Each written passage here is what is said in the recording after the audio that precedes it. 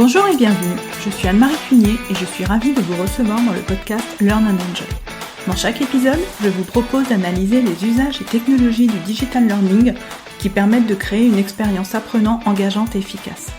Avec des experts et professionnels du monde de la formation et de l'éducation, nous décoderons ensemble les bonnes pratiques qui marchent et les outils et méthodes qui permettent de transformer l'expérience d'apprentissage pour créer un effet waouh auprès des apprenants.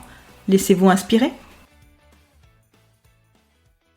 Bonjour à tous, je vous propose d'accueillir pour ce nouvel épisode Elsa Henman, qui est Knowledge Manager et Digital Learning Manager. Avec Elsa, nous allons échanger sur comment penser une bonne stratégie de contenu pour attirer et fidéliser les apprenants. En effet, aujourd'hui, il est important d'accompagner l'apprenant dans son projet de formation en lui proposant des activités variées, individualisées et efficaces. Il faut savoir construire une relation suivie et lui proposer des formations qui vont répondre à ses besoins et proposer une expérience fluide et engageante pour les fidéliser. On peut faire un parallèle avec le e-commerce, où un site de vente en ligne doit proposer une sélection de produits assez large et assez qualitative pour être attractif, satisfaire les clients de leur première visite, mais aussi faire en sorte qu'ils reviennent régulièrement. C'est tout cela dont nous allons parler avec Elsa aujourd'hui. Bonjour Elsa et bienvenue sur le podcast Learn and Enjoy. Bonjour Anne-Marie. Alors je suis ravie de te recevoir pour ce nouvel épisode du podcast. Donc, ensemble, on va parler de ton expérience de la construction d'une offre de contenu pour attirer et faire revenir les apprenants sur une plateforme LMS. Oui, merci beaucoup. Merci à toi. Donc, mais tout d'abord, est-ce que tu peux nous dire un petit peu qui tu es, nous parler de ton parcours en quelques mots ? Alors, le fil rouge, c'est la gestion de l'information, la structuration de l'information et la médiatisation des contenus. Aujourd'hui, j'administre plusieurs systèmes d'information, le LMS, l'intranet. Je les fais également sur des réseaux sociaux d'entreprise, de manière, dans le but de diffuser la connaissance dans l'entreprise, d'accompagner les déploiements stratégiques, les projets, et de générer plus d'efficacité dans le travail pour les collaborateurs qui sont la plupart du temps des travailleurs du savoir. Alors, je suis passionnée par l'apprentissage en ligne et par la gouvernance de l'information, également par du coup la gouvernance des données, parce qu'on sait qu'avec les LMS, il y a quand même, on peut suivre beaucoup de data. Et donc, cette utilisation de la data est liée à l'utilisation des contenus, la consommation des contenus en ligne. Donc, tu as donc une double casquette, puisque tu es Knowledge Manager et Digital Learning Manager. Donc, est-ce que tu peux nous expliquer en quoi cette double casquette t'a permis, du coup, de gérer la mise en place d'une plateforme digitale et comment est-ce que tu as procédé ? Alors, la cellule de knowledge management dans l'entreprise où je travaille est rattachée à la qualité et au projet transverse. Donc, à l'origine, le besoin initial, c'était que les collaborateurs, les opérationnels, puissent mieux comprendre les processus métiers et les connaissances associées, puissent mieux s'y référer. Ensuite, le besoin associé, c'était de faciliter l'intégration des nouveaux collaborateurs et de leur permettre de s'intégrer plus facilement dans l'entreprise. Également, de donner des astuces, une boîte à outils pour les managers pour qu'ils puissent mieux suivre justement cette progression et cet apprentissage. Alors moi, j'ai traduit ce besoin initial par du digital learning à travers le déploiement du LMS. Et alors l'idée, c'était d'avoir une plateforme digitale qui facilite ses usages et qui soit en SaaS, super ergonomique, responsive, pour permettre la meilleure expérience utilisateur. Une expérience quelque part sans couture. Oui, sans couture, parce que des coutures, il y en avait un paquet. Il y avait des problèmes de connexion sur les sites distants. Alors ça, c'est un peu le nerf de la guerre de tous les digital learning managers. Nous, il y avait clairement des endroits où le réseau passait pas, donc on a trouvé une solution LMS où il y a de la sauvegarde de contenu, où on peut s'y référer même hors connexion. Voilà, il y avait ça à pallier, et il y avait aussi de la structure à mettre dans la documentation existante, qui était uniquement dans l'intranet. Hein. Au début, les parcours d'intégration étaient dans l'intranet, et c'était tous les intranets. Enfin, je connais pas une boîte qui ne souffre pas d'infobésité. Donc, on avait ce mandat, ce défi aussi à réaliser, que le LMS apporte de la structure dans l'intégration et de la clarté dans les connaissances à acquérir. Alors, donc, ma casquette de knowledge manager m'a permis de peut-être plus facilement travailler les 2 plateformes en parallèle. C'est-à-dire que on a un intranet très précieux avec un référentiel documentaire, donc une base de données documentaire très très étoffée, trop étoffée, et on a ce LMS, ce nouvel outil qui fluidifie le parcours, qui les rend clairs, qui fait des étapes, et donc voilà, j'ai lié les deux, c'est-à-dire que systématiquement, on a un contenu digital learning, on a bien sûr, on est au niveau de awareness sur du digital learning. Il ne s'agit pas d'être dans l'échelle, le niveau 4 Kirkpatrick. Hein, là, c'est du digital. Donc, on n'adressera pas l'analyse, mais au moins la prise de connaissance. Et donc, systématiquement, on renvoie vers notre plateforme intranet où les liens, les URL sont pérennes, même quand il y a des mises à jour documentaires. Ce que tu veux dire, c'est que donc il y a une plateforme de formation, donc un LMS, où là tu vas proposer des modules de formation, et qu'ensuite, pour en savoir plus, pour pousser certaines notions, donc les personnes vont aller sur la plateforme intranet. Tout à fait, c'est parfaitement résumé, parce que alors moi, le LMS, je voulais que ce soit du click and learn. C'est-à-dire que je me pose une question. Le schéma de navigation est super clair. Déjà, il est personnalisé suivant ton métier. Hein. Tu rentres dans la plateforme, tu as déjà ton parcours sur mesure, et tu peux aller plus loin en allant dans le catalogue, etc. Mais si je me repose la même question, ça va me prendre plus de temps de faire toutes les vidéos pour retrouver ma réponse, que de me référer à l'étape où il y a tous les liens vers la plateforme, un peu comme un wiki, en fait. Oui, d'accord. Aujourd'hui, quand on se pose une question, on va sur Wikipédia, on a tout de suite la réponse. Donc, en apportant de la structure, j'ai également cherché à permettre aux gens d'avoir un autre niveau de connaissance, déjà pour une des questions de rapidité, pour les anciens, et aussi pour se référer au process plus facilement. Et il y a un 3e niveau, en fait, qui est l'apparition du mode blended. Avant, il y avait des formations traditionnelles. Depuis le LMS et depuis la Covid, on a digitalisé les rendez-vous formateurs. Et en même temps, on les a multipliés, et on a innové par rapport à ce que les apprenants connaissaient. Bon, très bien. Donc, j'imagine qu'il y a une phase préparatoire, donc pour la mise en place de ce LMS, que tu n'as pas fait ça comme ça tout d'un coup. Alors oui, à la mise en place du LMS, j'ai fait appel à mon réseau. Enfin, j'ai cherché des digital learning managers de différentes structures qui ont accepté de me parler en les contactant via LinkedIn. Et donc, j'ai benchmarké. Déjà, ça m'a aidé à finaliser mon cahier des charges et à faire mon appel d'offres. Et ce qui m'a saisi, c'est que sur 2 des 4 que j'ai interrogés assez vite, les 2 m'ont dit que eux, ce qui avait motivé le COMEX pour mettre en place un LMS, c'était le besoin de diffuser le module anticorruption et de prouver, en cas d'audit, que 100% des collaborateurs avaient suivi cette sensibilisation de lutte contre la fraude. Et les 2 m'ont expliqué que bon, voilà, ils ont déployé leur LMS, ça leur a pris 1 an pour tout mettre en place. En parallèle, ils faisaient cette formation, et voilà, ils ont sorti avec cette formation obligatoire pour tous. Et puis après, plus rien. Parce qu'en fait, ils avaient tellement tout donné, mis toute leur énergie dans la préparation de ces 2 projets à mener en parallèle, qu'ils n'avaient plus d'autres contenus. Ils l'avaient pas anticipé. Et moi, la chance que j'avais, c'est que via l'intranet, j'avais déjà un début de parcours, j'avais un ersatz de parcours d'intégration. Donc, j'ai pu avoir des contenus à proposer dès le début et des parcours déjà bien ficelés.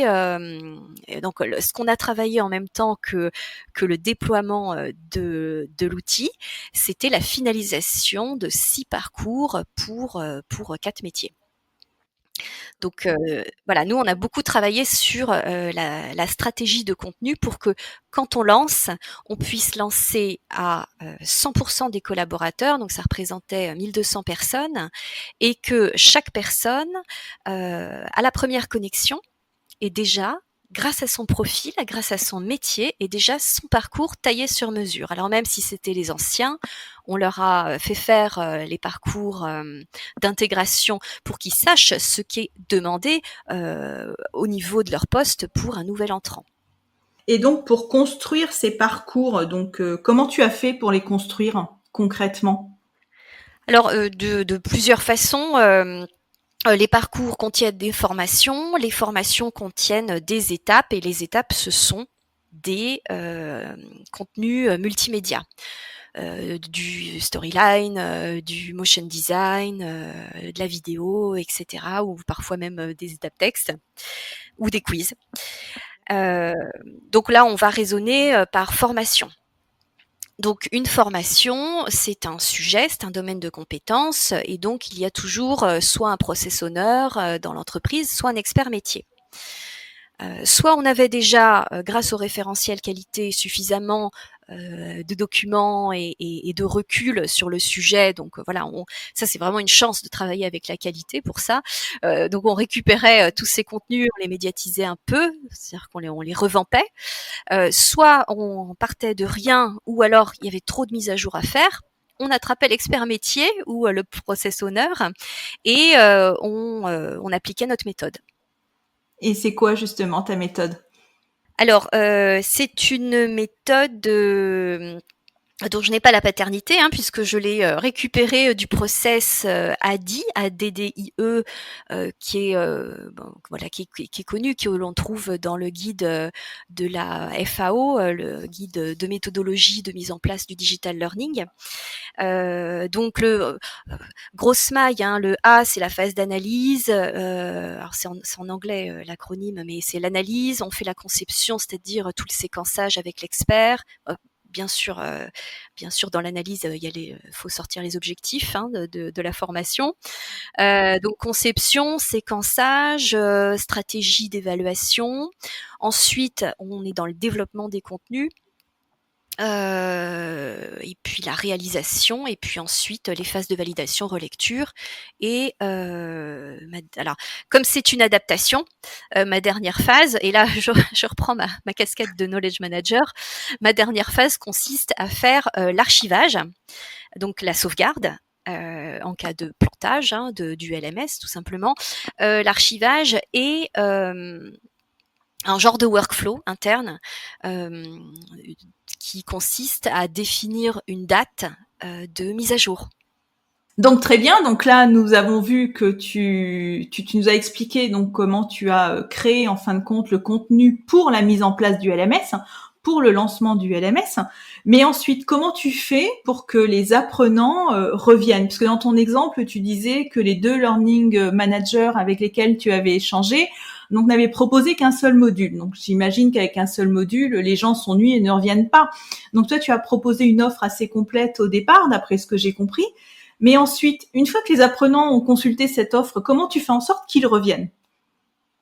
Alors, les contenus, c'est le nerf de la guerre, hein, Anne-Marie, c'est pas à toi que je vais l'expliquer. Tu as fait de la communication marketing aussi. Donc, toutes les astuces de call to action qu'on manipule en communication marketing sont réadaptables et très très utiles dans notre domaine digital learning.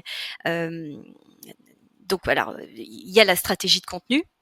Plus il y a de contenu, plus on est intéressant. Il y a également différentes stratégies pour faire en sorte que l'utilisateur revienne. Parmi ces stratégies, donc l'amélioration continue. Donc ça, c'est vraiment la gestion des contenus dans le sens où un module finalement se périme dans le sens où les process dans l'entreprise évoluent constamment. Un utilisateur qui arrive sur une formation et qui voit un acronyme qui n'est plus utilisé, un process, enfin quelque chose qui n'est pas nommé ou voilà qui n'a pas été mis à jour, va perdre confiance dans la plateforme, dans ce qu'il va trouver. Il va se dire bon bah là il y a une erreur, moi je le sais, en plus je viens d'arriver. Alors est-ce qu'il y en a d'autres des erreurs comme ça? Il n'a pas confiance du coup. Oui, comme tu dis, il aura pas confiance. Donc ça, nous, on s'engage et on travaille à flux tendu. C'est vraiment une grosse priorité au niveau de mon service, de systématiquement mettre à jour les contenus et d'essayer d'anticiper le plus possible. Oui, donc là, en fin de compte, quand je disais en présentant l'épisode qu'on pouvait faire un parallèle avec un site e-commerce, donc là, on voit qu'en fin de compte, oui, tu vas proposer régulièrement des nouveautés pour faire revenir ton apprenant. Mais du coup, ces nouveautés, comment tu fais pour trouver des idées? Bon, alors, j'ai la chance d'être rattachée à un département qui déploie la méthodologie Kaizen. Donc, je suis un peu dans le secret des dieux de l'amélioration continue. Et voilà, j'ai la possibilité de savoir ce qui arrive en termes de projets stratégiques et d'anticiper.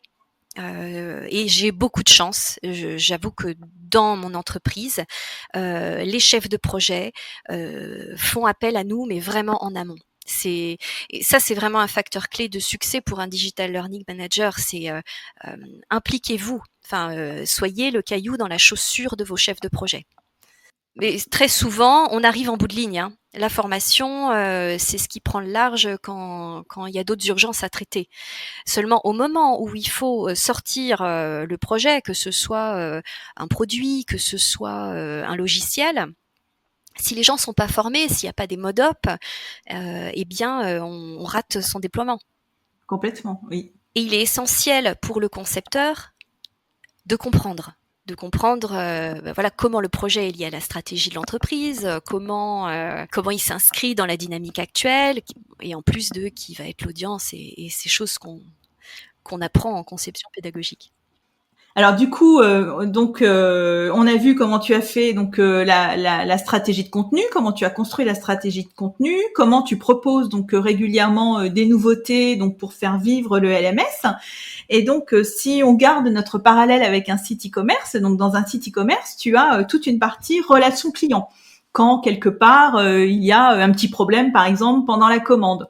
Donc toi, est-ce que tu as aussi mis en place cette relation apprenant, donc pour gérer des petits couacs qui peuvent arriver pendant une formation? Une des raisons qui nous ont amenés à choisir notre fournisseur LMS actuel, c'est la promesse qu'ils faisaient et qu'ils ont tenue, qu'on puisse accéder à un support en tant qu'administrateur, hein, à un support immédiat. C'est un chat, c'est un D'accord. bouton de chat et c'est pas un chatbot, c'est un humain derrière. Donc ça remet de Ah, l'humain derrière l'écran. Ouais, et ça, alors non seulement c'est très agréable, mais en plus c'est super efficace. C'est-à-dire que en tant qu'admin, qu'on soit bloqué sur un bug ou alors qu'on ne sache plus comment paramétrer une fonctionnalité, on a ce chat, on a un humain derrière et on a une réponse instantanée. Nous, on a été conquis. On a dit, mais voilà, mais ça, c'est génial parce que qu'il y ait des problèmes, bon bah voilà, c'est normal, hein, il y a toujours des problèmes et il y a toujours des solutions. Mais qu'on ait cette qualité humaine de réponse et cette rapidité derrière, c'est top. On veut faire pareil avec les utilisateurs de notre LMS. Donc, on a mis en place un email générique et on a largement communiqué. D'ailleurs, en termes de relations clients, le côté newsletter, le côté webinaire, le côté formation webinaire a été aussi a rythmé le plan de communication à la sortie. Hein. Mais donc notre email générique, il a été pris d'assaut au lancement. Principalement, c'était des problèmes de navigateur, voilà, des choses qu'on n'anticipe pas toujours, mais on déploie en s'assurant que Chrome, Firefox et Edge fonctionnent. Et en fait, les sites distants parfois sont encore sur des vieilles versions d'Internet Explorer, et je suis sûre que c'est comme ça dans plein de boîtes. Et voilà, et la solution en SaaS n'est pas Ah oui. compatible sur le navigateur. Ouais. Et donc c'était des gens qui se retrouvaient, qui avaient envie de. Et alors, ils pouvaient y aller, ils pouvaient aller dessus, ils étaient super contents, ils faisaient leur passeport parce que voilà, c'était notre formation, c'est notre formation phare à l'arrivée pour tout le monde d'ailleurs. Et ils pouvaient pas valider le quiz à cause d'un problème de navigateur. Ouais, et en plus on a des horaires de nuit également. Donc on s'est engagé à se faire des astreintes et à répondre dans les 1 heure à 8 heures, hein, quand c'était la nuit, on pouvait pas pallier, mais à répondre systématiquement aux gens qui nous disaient qu'ils avaient des problèmes. Et ça, je pense qu'on a convaincu grâce à ça. Alors ça a été beaucoup d'emails, c'était difficile, mais un signe qu'on a réussi à les engager et à leur donner de la confiance, c'est que les gens prenaient le temps de nous répondre pour nous dire merci. Et ça, c'est très précieux. Et garder ce contact avec les utilisateurs finaux, enfin les utilisateurs, c'est vraiment important. Et c'est pas du tout prévu quand on fait quand on prévoit des projets de déploiement comme ça, le côté helpdesk en fait. Oui, oui, c'est important, j'imagine. Et j'imagine aussi que ta casquette de knowledge manager t'a amené aussi à mettre en place des actions de recyclage du contenu. Alors oui, parce que moi j'ai très peur que la plateforme soit en dormance. Euh, donc l'idée c'est de publier régulièrement des contenus, de les relayer par des newsletters. Et ce qu'on a aimé dans notre plateforme, c'est qu'une formation qui est complétée à 100% par un utilisateur, si un administrateur la remet à jour en rajoutant une étape, l'utilisateur garde sa progression à 100%, puisque voilà, on ne peut pas lui enlever, mais il reçoit une notification par email en lui disant qu'un nouveau contenu a été ajouté et qu'il peut retourner terminer sa formation. Et ça, c'est génial parce qu'on s'assure de l'actualisation des connaissances des collaborateurs à qui on déploie la formation. Et ce suivi de l'activité, on le pousse jusqu'à former les managers d'équipe aux relances. C'est-à-dire que les managers ont une vue pyramidale de leur équipe, mais également une vue de la progression de chacun. Et ça fait partie des formations et des webinaires que l'on entretient afin de leur montrer comment contacter les utilisateurs via la plateforme et les relancer pour qu'ils terminent leur formation et qu'ils aient des bonnes statistiques. Oui, donc il y a ce système de suivi et donc tu as ce suivi du coup pour suivre la complétion des formations. Et est-ce que tu as aussi des indicateurs de suivi pour mesurer l'engagement des apprenants? Alors, bien sûr, et ça fait partie. Quand je benchmarkais d'autres digital learning managers et leurs pratiques, il y a autant de KPIs qu'il y a d'organisations. Alors bien sûr, on a le taux de complétion ou de complétude qui indique l'engagement sur une formation, ou qui indique l'engagement sur un parcours, ou qui indique l'engagement en général sur la plateforme. Voilà, moi j'ai développé un indicateur qui s'appelle le Return on Knowledge, où en fait je pose la question sur une formation, je pose la question aux utilisateurs à l'issue de cette formation, le nombre de connaissances qu'ils vont pouvoir réutiliser à leur poste. 1 à 2, 3 à 4 ou plus que 4. Et on est au-dessus de 3, on est à 77% d'utilisateurs qui disent qu'ils vont réutiliser au-delà de 3 connaissances. Ah, mais c'est très intéressant parce que c'est un peu comme l'indicateur, comme le ROI. Ouais, c'est le ROK. Super intéressant, je trouve. Et alors sinon sur les métriques les plus traditionnelles, habituelles, donc nous on a un passeport qui explique l'entreprise, enfin le groupe, les différentes parties prenantes, les différents départements, les différents métiers. Donc c'est une formation qui fait entre 30 minutes et 1 heure, et on a un taux de complétion qui est à 82% au global, toute population confondue au bout de 4 mois de lancement. Donc voilà, on est à 82%, on est au-delà du 80%. C'est une stat qui va continuer à grandir puisque c'est une formation obligatoire. Alors ça justement, c'est un des sujets de l'engagement. L'engagement, il a 2 branches, hein. D'une part, donner envie aux apprenants. Oui. Mais quand on a un positionnement managérial qui est vraiment en faveur du développement personnel et de la formation dans l'entreprise, ça facilite beaucoup les actions d'apprentissage de chacun. Mais écoute, c'est vraiment très très intéressant tout ce process que tu nous as expliqué. Et est-ce que tu penses encore pouvoir l'améliorer, ou est-ce que tu as encore des idées que tu vas implémenter dans les mois qui viennent? Alors les idées, c'est pas que les miennes, hein. Il y a déjà des apprenants qui nous sollicitent pour avoir plus de contenu soft skills, par exemple. Mais moi, ce que je veux améliorer, c'est ce côté gamification, parce que le LMS nous le permet.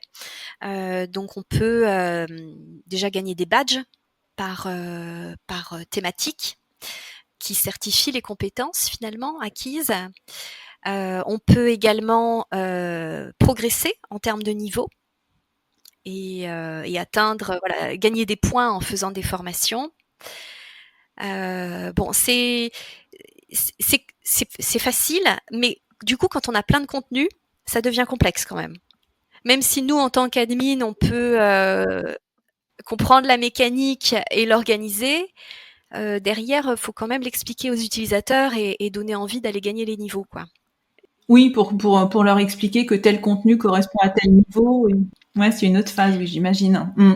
Et c'est vraiment un projet dans le projet. Ah non, mais c'est super, c'est de belles perspectives. Oui, et la prochaine belle perspective, c'est la sortie de l'application. Ah, tu vas proposer le LMS sur les smartphones?